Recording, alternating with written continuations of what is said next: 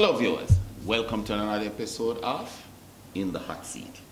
With us today is Councillor Kenard Grant, who is in charge of the Bridgeport Division. Yeah. Right, inside Portmore. We have requested this video, this interview I really should say, and finally we have received it. So the man of the moment is here, and we're going to put some questions to him. So join me on this little voyage of discovery to find out just who is Kenard Grant.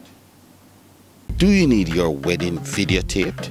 Do you need a commercial or an interview done? Then call Sunshine Video Production. We videotape and edit functions, graduations, stage shows, music videos, and even funerals. We have a video studio and offer help with your marketing and promotional planning. So WhatsApp or call us at 883-0525.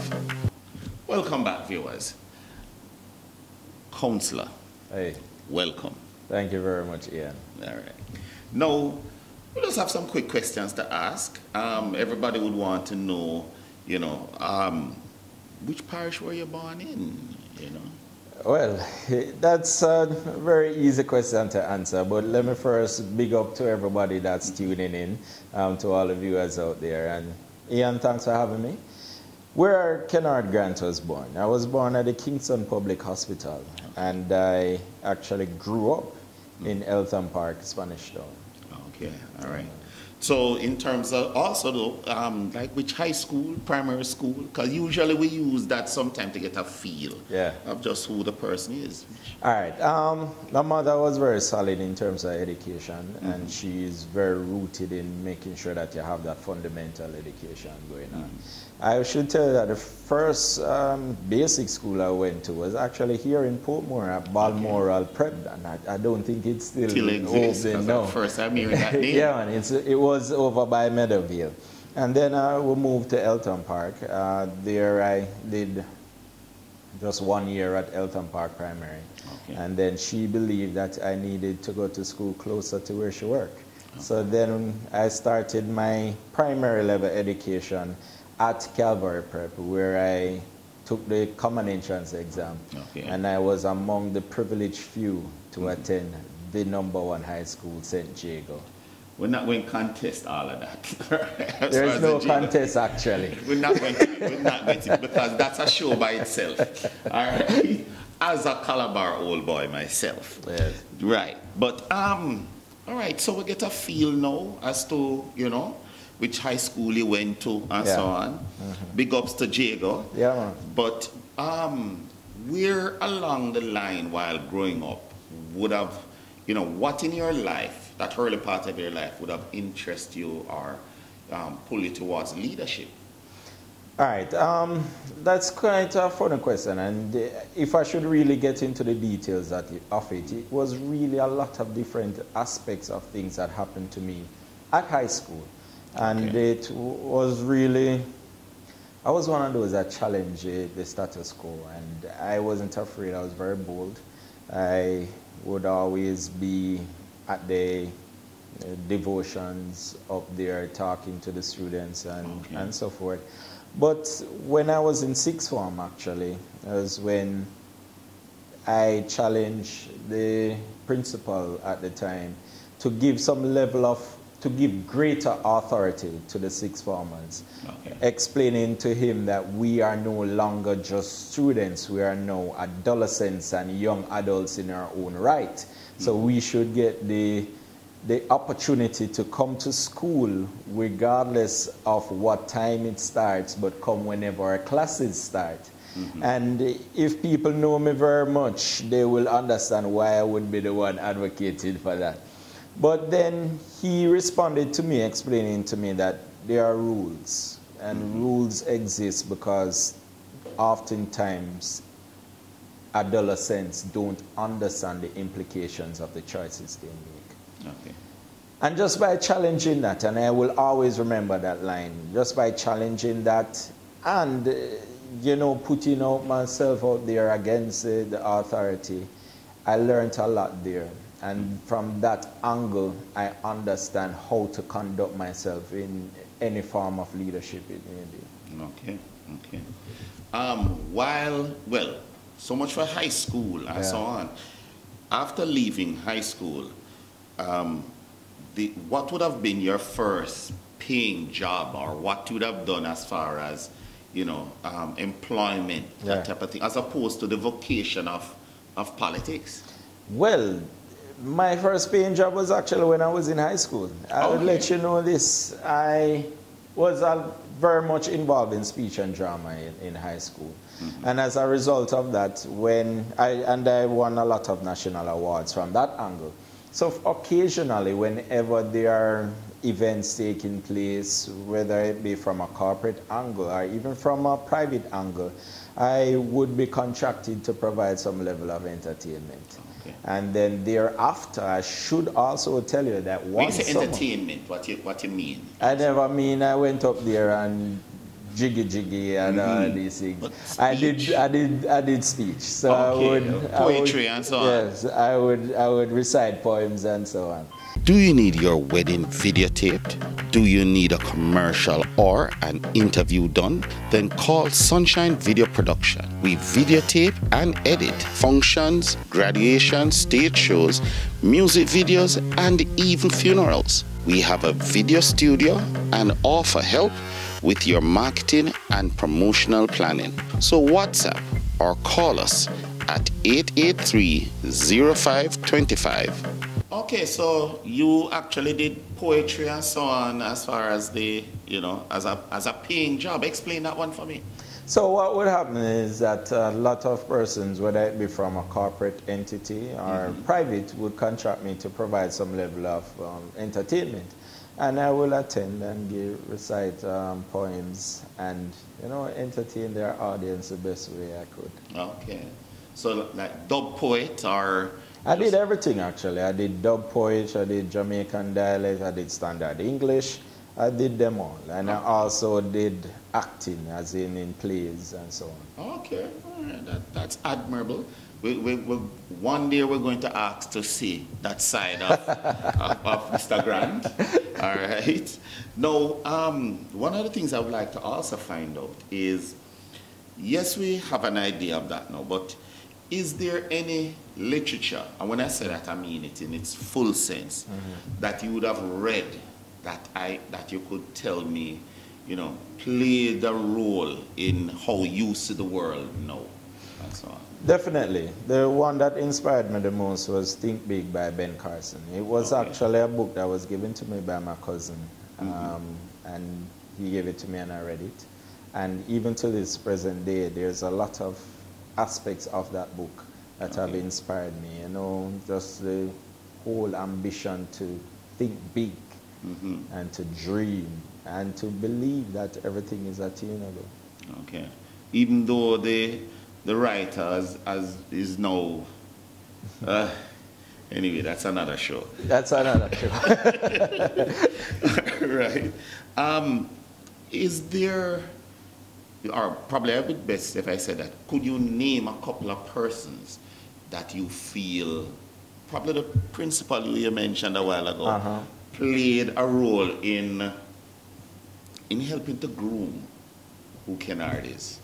Of course, you would be one of them that I mentioned. What's his name? His name is Keith Noel. You know? Oh, Mr. Noel. No, Mr. I know Mr. Noel, man. And if you know, he used to be a vice deputy at Calabar. And of course, it was St. Jacob that really matured him and recognized his utmost ability. And him caned me a couple times. And turned him into a principal.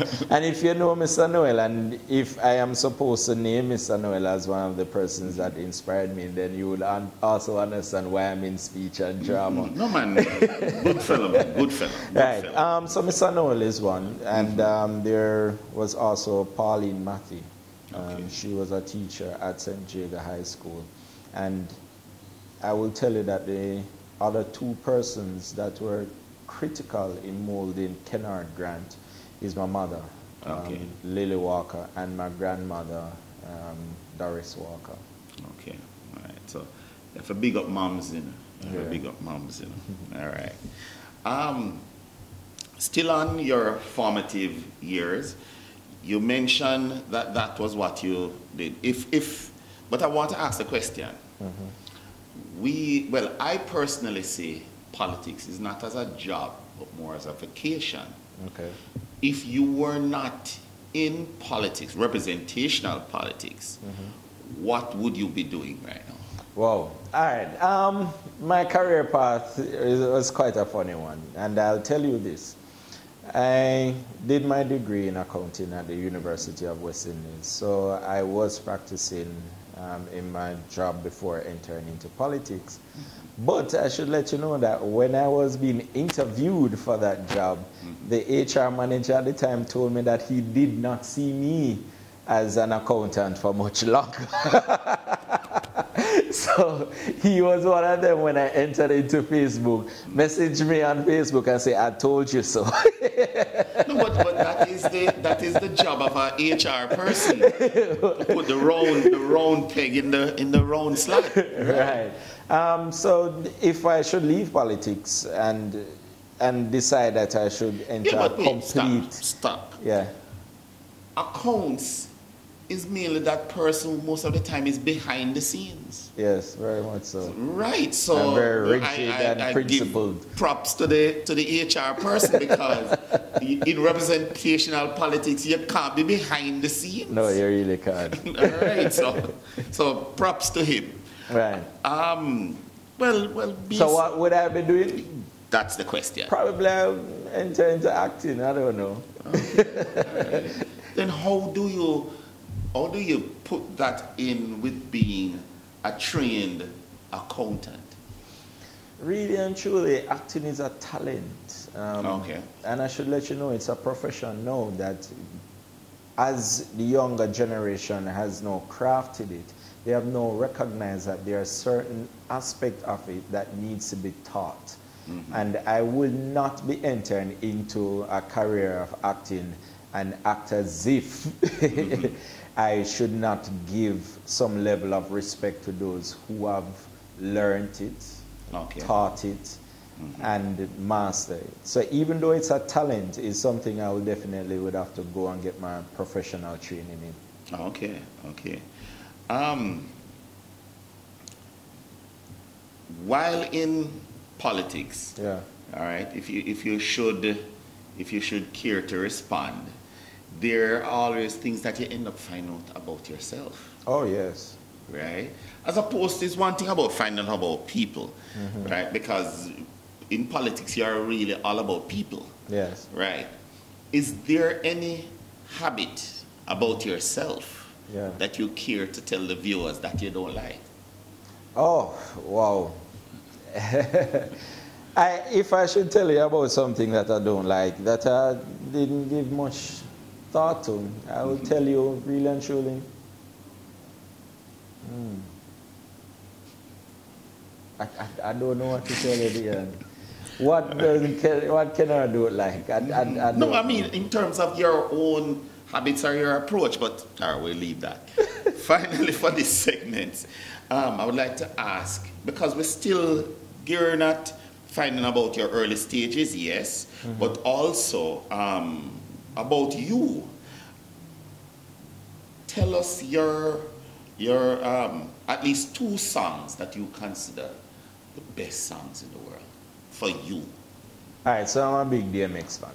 Okay, okay. So when you talk about respect to his his passing recently, and the big man, big up. Yeah, man. Right, cool. I'm a big DMX fan. So, and I would tell you in terms of recognizing international artists, he's always one of them that come in man #1 for me. So I would tell you pick a DMX, and that's for me. Okay. That's the #1 song. And when you come locally, I'm a big Beanie Man fan. All right. And anybody who knows Kenard Grant know that I'm a Beanie Man fan. And I will tell you that one of my favorite Beanie Man songs is one of the songs that went international, which is a song he did with Janet Jackson. Okay. Well, I must say that one of the things I'm always for is for us to not just see creating music just for this local market. Yeah.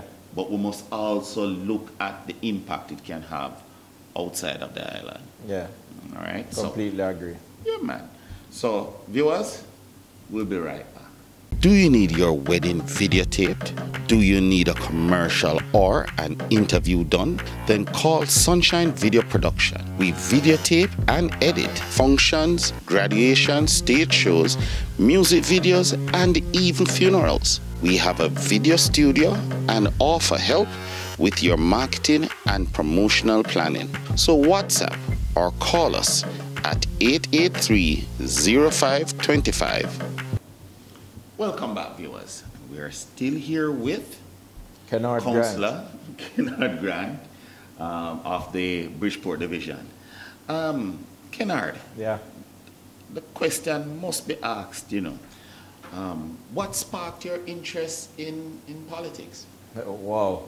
Anytime I get that question and I give the answer, people are like, what? So let me tell you, it started in sixth form, my final year, upper six at St. Jago High School. I was actually approached by the Jamaican... You can't say Jago, You can't say... Of course.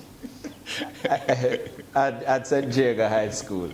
I was actually approached by the Jamaica Labour Party first. Okay. And they had asked me to become a member of their youth organization. And my response was very simple. Let me find out if you are the party for me first. Then I went and did my research. And when I did my research, I was very intrigued by the fundamental philosophies and principles of democratic socialism. And from that point until now, I've been convinced and I have subscribed to the fundamentals that has formed the People's National Party. And I'm here now, which wasn't particularly something that I planned, but it happened. Okay. So you're saying that you weren't excited about what the research that you did and found out about what the Jamaica Labour Party was about, but more drawn to the People's National Party?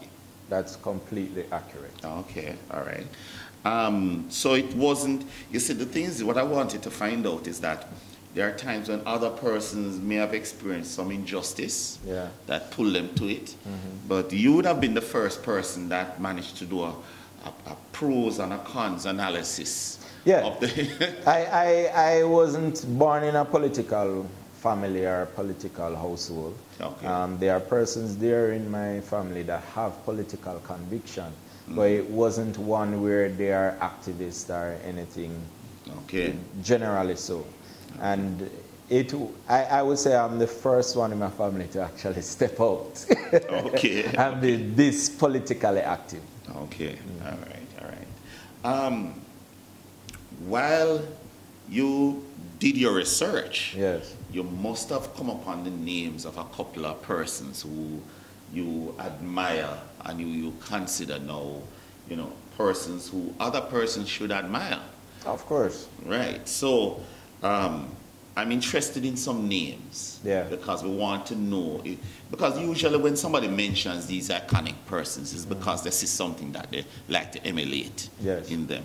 All right, so simply, straight to the point. The persons, I'm interested to find out, it's a question I ask everybody. Internationally, two living and two dead, international politicians, or not necessarily politicians, it could also be iconic persons that you see and you like. All right. Without even going too far, I will tell you that I have really focused my interest in politics very much locally. Okay. So I can peel off two international politicians easily. Now, if I should go international, I will tell you that Prime Minister Motley has been one of the most inspiring persons. Her charisma and her ability to convince you is one that she has not taken for granted, but has always used it for the best interests of her people. Okay. And that ability has now manifest itself into persons recognizing her or even nicknaming her the Prime Minister of the Caribbean. She has managed to spark that level of international influence, and especially coming from a woman, it is very, very awesome. And I don't want to say coming from a woman to to give the impression to the viewers that I believe that ladies are inferior to the men counterparts. But if we are to be honest, they do not enter the political atmosphere as equal to their male counterparts. And she has managed to have done so and to lead. And also to stay a lady. Yes, yes, to very much so. And you can't mention Prime Minister Motley without recognizing Portia Lucretia Simpson. She has really paved the path for all the ladies in the Caribbean. And might I say this, that her story of rising from a humble beginning to achieving that office is an awesome one. It is one that you tell your children. It is one that has really manifested the adage of dreaming the dream. Yeah. To really turn it into a reality. And I am particularly inspired by Portia Lucretia Simpson from that. And probably sometime later during the interview, I'll tell you about my first encounter with the lady. All right, so that's one living international.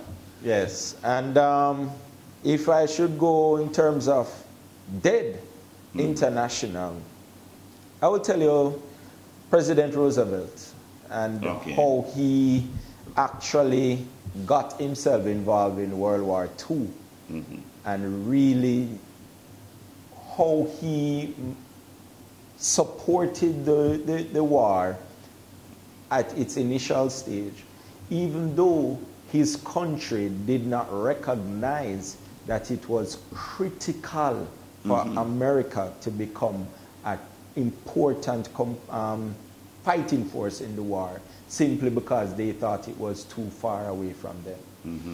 And can I mention Prime Minister Churchill?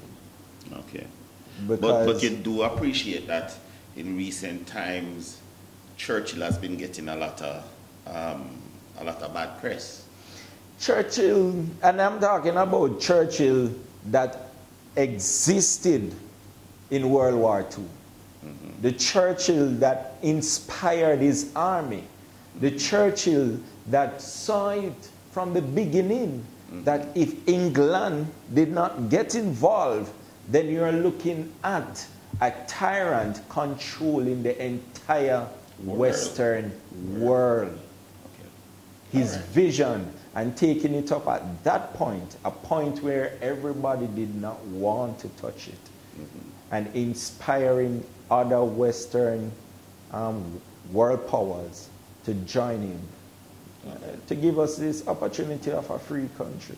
All right, point taken, point taken. All right, well, now you're in. I think I owe you one living international. Yeah.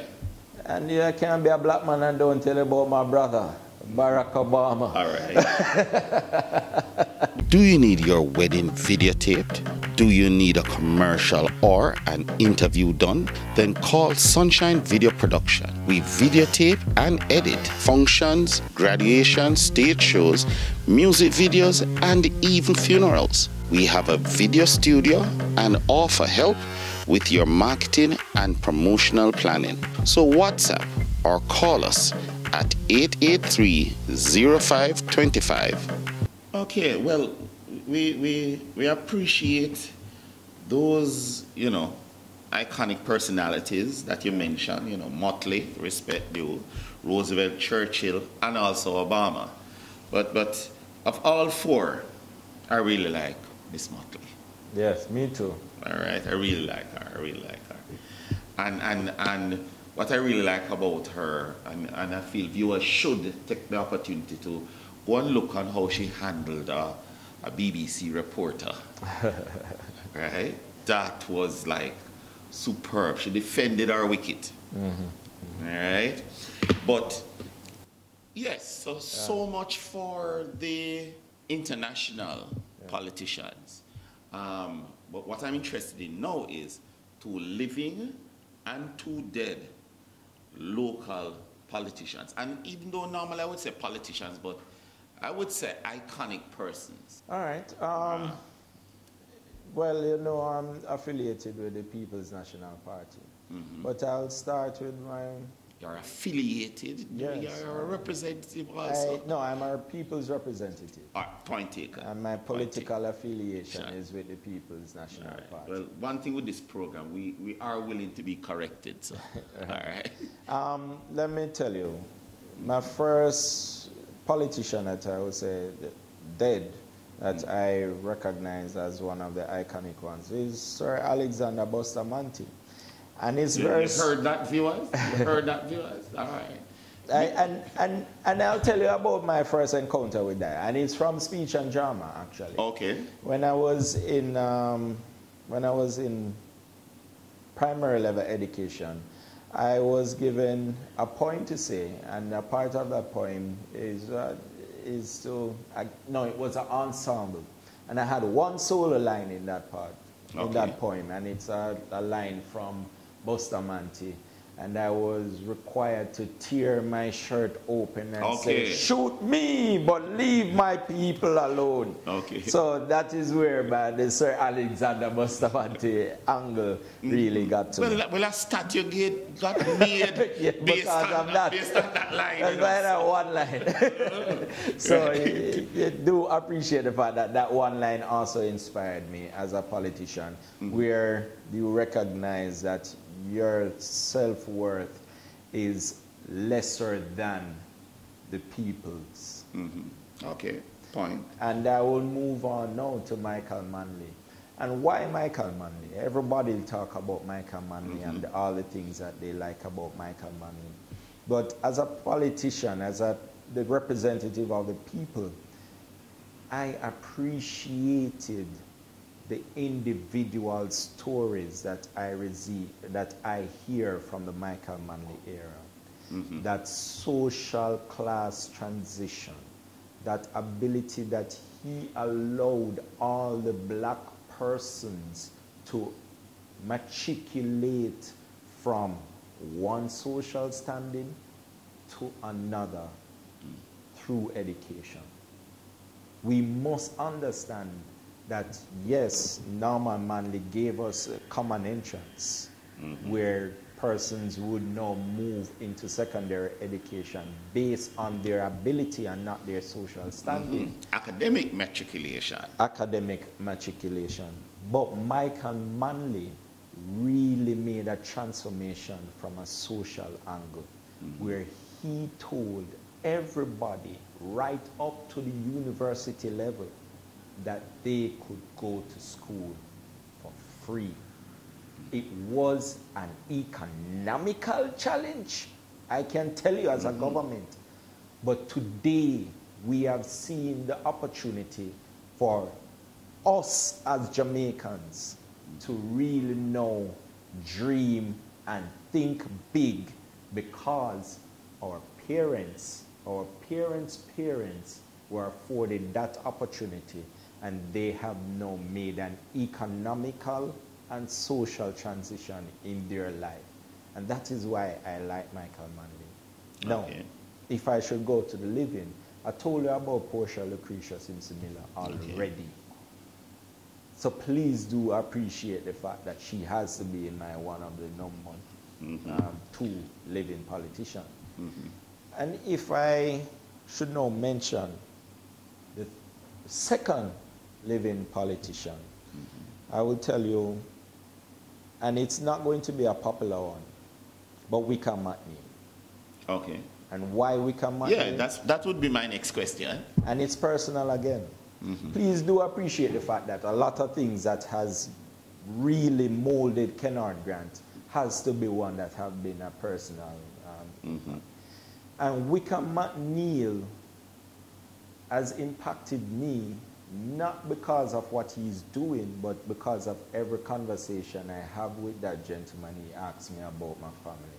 How are your family doing? How is everything? And the first conversation I had with him, he actually told me to ensure that I keep my family grounded and not to lose myself in my career. And I tell you, if I did not have that, I would probably be one of the statistics for most politicians. I'll probably be divorced by now. Okay. All right.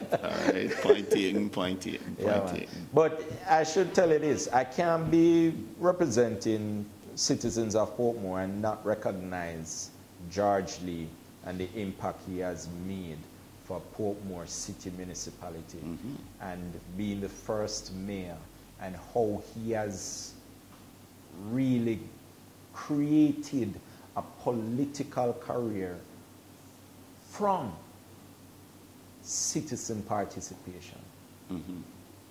Please do understand that George Lee's political career emerged from his participation from the Citizen Association and ensuring that they played a significant role in his representation. All right. With that, we're going to end this segment, but it is going to be the perfect segue into the third segment because brace yourself for the question that I will be asking you in terms of from what is your opinion of this new push to turn Portmore into a parish? All right. So, viewers, please stay tuned. We'll be right back. Do you need your wedding videotaped? Do you need a commercial or an interview done? Then call Sunshine Video Production. We videotape and edit functions, graduations, stage shows, music videos, and even funerals. We have a video studio and offer help with your marketing and promotional planning. So WhatsApp or call us at 883-0525. So much for that. You're in office. Yes, I am. And we want to have another feel as to what you're doing. And I find that a lot of representational politicians like to talk about their work, what they're doing. So the next question is, give me an idea of some of the projects that you have done inside your community, because a lot of the times that's really what your potential, people will use to judge you. You're absolutely correct, Ian. And I go by one of these popular phrases that I adopt to myself. Let your work manifest your worth. And I will start by telling you that I took on a very tall project when I just came in as councillor, which was to correct the sewage situation at the Bridgeport community. It was a situation where the pump house would fail on numerous occasions throughout the week. We would have consistent overflow of sewer within our roads, and we have a regular situation where the sewer lines will break. And the first thing how old is Bridgeport? Sorry to cut, but how old is Bridgeport? Because it's not a young community. Right. A community Bridgeport age is no pop. Bridgeport is over 40 years old. And we would have to appreciate the fact that a lot of the infrastructure that was laid to support it would have reached their maturity. I think a sewer line really runs about 25 years, 25 to 30 years of its full lifespan. and being over 40, we can appreciate it. Now, the thing that I took on the most was to try our best to see how we can get the water agency, National Water Commission, to get involved and to affix permanent repairs to the Bridgeport community in relation to sewer. That was to start with the pump house, and by so doing they have replaced a pump and also added a backup pump. Now that was a significant achievement, and I will let you know why. Whenever you have a sustainable mechanical system supporting the pump line, the pipelines, then you will not have a lot of buildup in the pipelines because it will be charged. Okay. Charged meaning that the pumps will be working consistently, and by so reducing the opportunity of blocks in the pipelines and the overflows. So by achieving that, we then realized that the overflows started to, the frequency of overflows in the community went down significantly, to the point now where we are seeing overflows primarily when there is heavy rainfall and occasional as a result of maintenance work. And in addition to that, Ian, I would also like to let you know that we provoked the conversation in the early 2017 to really talk to NWC as to how we can affix permanent solutions again. And by so doing, NWC agreed that they would now remove from the patching of the sewer lines, because they are so aged, to replacing a broken sewer line. So you will, if you follow my social media angle, you will realize that a lot of the infrastructure works that take place now in the Bridgeport community is really pipeline replacement versus what used to happen of pipeline patching. Okay. Now, that is one of the things that I was very happy to start in the early 2017 and now moving forward and looking to have that continued. Now, if I should also tell you one of the other things that I am very proud of achieving, and I should let you know this, Ian, before I continue, that I didn't pick the ideas out of a magician hat. I believe that if I should represent people, I should represent them by doing what they require of me. And these ideas or these projects that I went into was because they list them as their #1 or their top priority projects. And street naming signs is one of them that I took on. And I should let you know that since I've been councillor, I can say that we are about 90% of the street naming signs within the Bridgeport community. Now, But you don't cover just Bridgeport. There are other communities. Yes, there are other communities. Okay. Now, the other project that I was very happy to have completed was actually the first, and I will put two things in one: sporting activities and wellness activities. I've done two such projects. One of them was actually in Westmead, where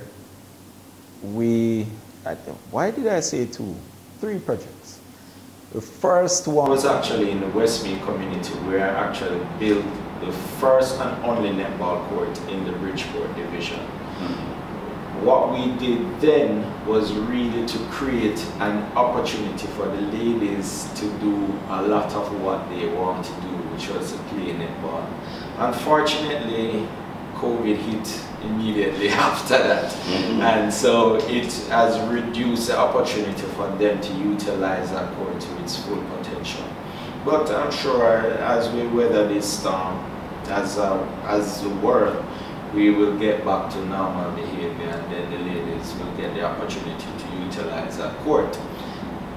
Now, I should also let you know that I collaborated with the citizens of the Garvey community to get the Garvey football team and the field back up and running again. I donated football gears and also the football goals. I partnered with other community members to ensure that we could have the goals and the necessary infrastructure to have the Garvey football team going. Now, I can't say that without mentioning the Bridgeport Jogging Trail, which we are working towards making sure we name that as a Bridgeport Wellness Center, because there is a building there that will be committed to the community and retrofitted to ensure that the community can utilize it for their wellness activities as we develop that space and realize its full potential. Okay. That project was also done in collaboration with the former Member of Parliament, Colin Fagan. Okay. Well, it seems you have been getting some work done. Yes, again, my biggest campaign in slogan, as everybody who follow my social media angles will know, it is really building a better Bridgeport division. And it is something that I want to let them know. I use the word building because I believe it should and always be a continuing process. So it is something that I've started in my first term and will continue in my second term and continue as long as I'm their representative. Okay. Cool. All right, I hear you. Do you need your wedding videotaped? Do you need a commercial or an interview done? Then call Sunshine Video Production. We videotape and edit functions, graduations, stage shows, music videos, and even funerals. We have a video studio and offer help with your marketing and promotional planning. So WhatsApp or call us at 883-0525. Welcome back, viewers. Here with Councillor Grant from the Portmore Division, from the Bridgeport Division. Yes, get it right, man. Yeah. All right. Now, when last we went for a break, we were speaking about the contributions made by former Mayor George Lee. Yeah. All right, my co-host in another program, you know, and big up to his memory. And also big ups to his widow, yes. Right? But the question that I will ask is, what are your views on the efforts being made by the Jamaica Labour Party to turn Portmore into a parish? What do you, as the representative for the Bridgeport Division, what is your take on the whole effort? My take is very simple, Ian. It should have been an initiative that was born out of the people of Portmore. Okay. Just the same way how the Portmore City Municipality came from the voices of the people. Okay. I definitely don't like the approach that is being made now, where they are utilizing... So what you're saying is that it's more a top-down... It is absolutely a top-down approach. Okay. It was not one that was very inclusive. They will tell you about they have some Zoom meetings, but we all know how Portmore people are passionate. So 1 and 2 Zoom meetings will definitely not allow a lot of the voices to be heard. And I participated in a lot of these meetings, and I did not hear a citizen saying that, yes, let us have the parish. They said, let us have a few things first. And I would appreciate the government saying that, hey, we can't give you everything, and they can put in place timelines that will really allow for it. But give them the opportunity to talk about it. A colleague of mine came up with an absolutely awesome opportunity to do so. There's an upcoming local government election. Put the question on the ballot. Allow persons to answer. Allow persons to give you that feedback whether or not they believe that Portmore should be a parish. There's also something else I would love to add. They are looking to put Portmore, or to make Portmore the 15th parish, but if you ask them where is Portmore, there is no answer. Simply saying that the boundary for this 15th parish proposal is still not defined. So you are going to make a declaration that Portmore should be a parish, and you can't tell me where Portmore is? The question that I want this to, the reason why I need that to be answered, because as a councillor within the municipality of Portmore, whether it be the parish or a city municipality, I need to understand clearly what are the resources, and when I say resources, I'm talking about land that we will have jurisdiction over. Who will be the owners? Who will be the persons required to pay the property taxes? And most critically, what will be the development plan for this parish or city municipality? Give us that level of definition so that we can plan. Don't say Portmore is a parish and then we will now draw a line where it will be. That don't make any sense to me. Okay. Point heard. Point heard. So you're not that happy about the idea, basically because you see it more as a top-down situation rather than how the city came about, which was more from bottom up. Yes. All right. Cool. And when I say not happy about the idea, I am not happy that the citizens have been excluded out of the decision. Okay. Okay. In this final segment, we're looking towards the future issues, right? And more, you know, the open-ended issues, other issues. What I would like to ask you, if you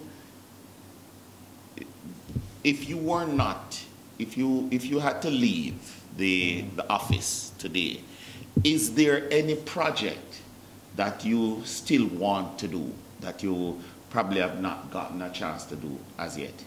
Yes, Ian, and it is ongoing, and you will see it. Okay, all right, all right. Why is that? Oh, I must also say, for the sake of transparency, I live in Westport, and it so happens that Mr. Grant here is the councillor, because Westport is a part of Bridgeport division. All right, so and it's been my pleasure to represent you. Okay, sir. Okay. All right. Now, one of the questions that we normally ask in this part of it is, if you were approached by a youngster who was very disheartened about the political life of Jamaica and he does not want to participate in it by voting, what would you have to say to that youngster? I said to you that, listen, Mr. Grant, you're a good youth, you know, right? I mean, you see eye to eye generally, you know, but I don't really have a vote. I don't even have an ID. I mean, I see no reason for me to vote, but when I see him, we yearly, you know, but I don't really, what is your response to that youngster? Yeah, and that's a situation that really happens every day, really. Okay. And particularly to the younger generation. Now, there is two questions that you highlighted in that scenario. One, me not have my ID. The other, me don't want to vote. Let me first respond to the me not have my ID. Me not have my ID situation, I respond by saying simply, give yourself the opportunity. You don't have to use it, but let it not be said you were not eligible to vote. So the holder of the ID only holds the opportunity to vote. Is actually when you go out and make that X, you really vote. Then the other angle. Me don't want to vote. Me don't see reason for it. Now, voter apathy is a serious thing in Jamaica. The last general election is the first general election that I can recall that we have had less than 50% Yes. of the voting turnout. Mm-hmm. That is very bad. And if it is so, then it is an awful way to really make a government in terms of the lack of interest from persons generally. Mm-hmm. Now, a lot of persons will argue that COVID actually actually presented itself as a reason why people did not go to the poll. But then I would tell you, 1980, you had a greater possibility of losing your life if you go out and vote in the 1980 election than the 2020 election with COVID. Mm-hmm. So I don't particularly accept that as a true excuse. But it is really a demonstration of either its frustration or the lack of interest. And as a politician, my response to that individual is very simple. Don't let anybody else make the choice for you. Okay. It is as simple as that. Do not let anybody else make the choice for you. Okay. Additionally, please do recognize that persons in the past saw it so important to have the right to vote that they gave their life for it. They gave their life to fight, not knowing who you would have been, just for you to have the opportunity to vote. Recognize their memory and don't allow anybody else to make the choice for you. Okay. Okay. Point taken. Well, this now would be my, no, not my final, but my second to last question. Yes. All right. If your book about your life, or even more notable, I remember once someone saying, if someone was to write something on your tombstone, right? Knock on wood, not wishing anything about this, right? What would you want to be written on your tombstone, or a book about the autobiography of Kenard Grant? What would you want to be said there? Well, there are two types of persons that will be listed for this. The persons that know Kenard all his life will be like, yeah, man, we can hear what you're about to say. There has been a lot of transition in my whole life. And I will also tell you that most persons know me as Bobo. Okay. It's a nickname that I got in high school, and it lasted right through. And even now, persons who call me by that name definitely have known me for more than 20 years. But what would I want to be written on my tombstone?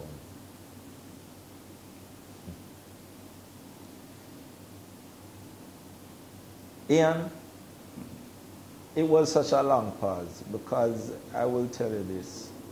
I believe that I have so much to offer in life that I have never considered death. Okay. 20. So therefore, we want it to be an it could be that. All right. Point. Had so much.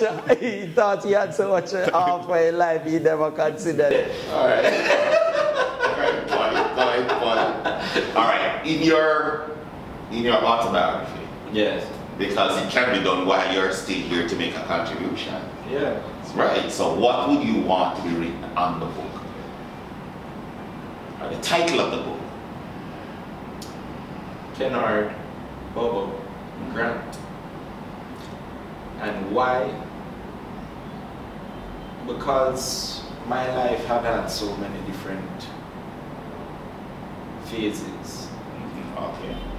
That I think it would be rather interesting if I could tell it that way. Okay. You know? So just the name? Just the name. And persons who know me long enough will completely understand. Okay, all right. No, the final question. Yeah. What are your political aspirations above or beyond being a councillor? Yeah, my political aspiration is to be led by young people. Okay. It is simple. I go where they ask me. I go where I'm called. I go where I can serve efficiently and effectively. And all of that sums up into just exactly how I see myself as a public servant, as a representative. I firmly believe that it is not yourself first. So I really don't allow ambitions or anything of the sort to overshadow what I do as a representative. And on that note, viewers, let me say thanks, Mr. Grant, for finally, for finally turning up. All right. It was quite an enlightening interview.